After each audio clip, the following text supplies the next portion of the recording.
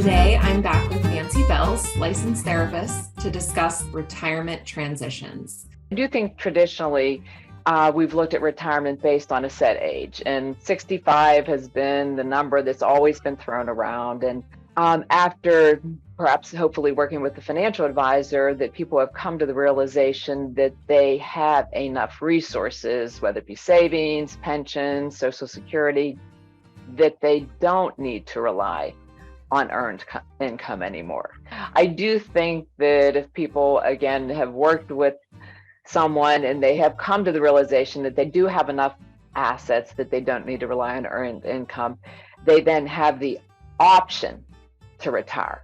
You know, they have a choice to do that they may or may not want to exercise. And I really like for people to be thoughtful and intentional about what they do at this point, because the other thing I've seen is the vision that people sometimes have about retirement and how wonderful it will be.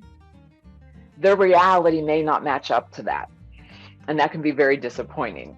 You know, maybe that first year, it's a lot of fun. There's a lot of traveling and going out to lunch and getting on a workout schedule and all of that. But after, a year or two, the boredom, I think, tends to kick in. Yeah. So, if somebody, again, they're financially able to retire, they choose to leave the workforce, what are things that should be considered so that the transition is smooth and retirement is satisfying? Work, regular employment provides some other intangible benefits or lifestyle things that we might not realize, but we might miss when they're gone.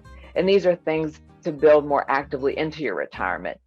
And those can be represented by, I'm going to give 4 categories. Structure. When we're working, we have a structure to our schedule. I knew I was starting here at 9 today. I know how long it will go. We have a routine to our schedule. We as humans thrive on some form of a schedule, so I encourage that to be built in. Second one, social, is whether we work in person, virtual, hybrid, when we're in the workplace, we come in regular contact with the same people. And we may not have that naturally built into retirement. I really encourage people to pursue that. Next one, stimulation, is that in the workplace, we actually get to utilize our skills, our talents, our knowledge on a regular basis in the work that we do. And we often have an opportunity for more learning. And retirement does not necessarily automatically provide that. Then the final one, story. We actually picked the word story, which really stands for purpose. And when we're in the workplace, often the work that we do is geared towards some purposeful endeavor.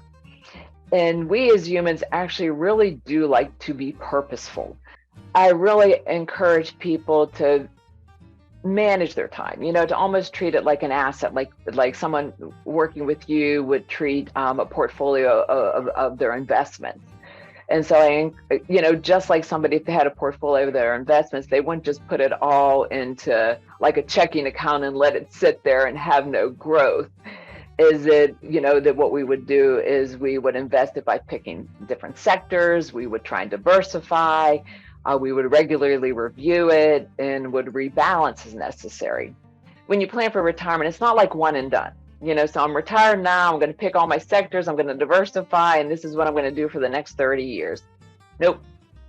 And I really encourage for couples to not plan to be tied at the hip in all activities, because each of them should still have their own individual things that they like, their individual friends, spending time on their own. So, and that is something that you need to be intentional about, because if one person in the couple has fewer activities, they might be relying on their partner to entertain them. I find that retirees struggle often when it comes to some of those big decision makings that involve finances. And those could be things like whether we're going to buy a second home, whether we're going to be snowbirds, around estate planning. I have folks also that ran a family business and they're doing some succession planning. And so it's easy to get really caught up in, and I really encourage them, especially to be intentional and also to pull in, whoever they are working with on their finances for some impartial third-party support there. I think one of the benefits with a financial advisor too is that you can redo some of the projections.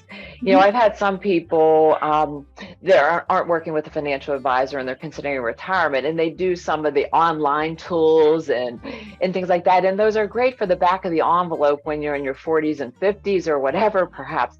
But to really get a statistically valid projection, you need to work with someone, you know, and it really can help you understand the volatility in the market and how you can manage that in your portfolio. Yeah, I would agree.